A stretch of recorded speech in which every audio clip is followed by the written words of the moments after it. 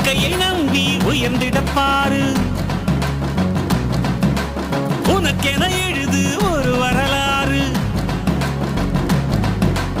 உனக்குள்ள சக்தி இருக்கு அதை புசிப்பிட வழிபாரு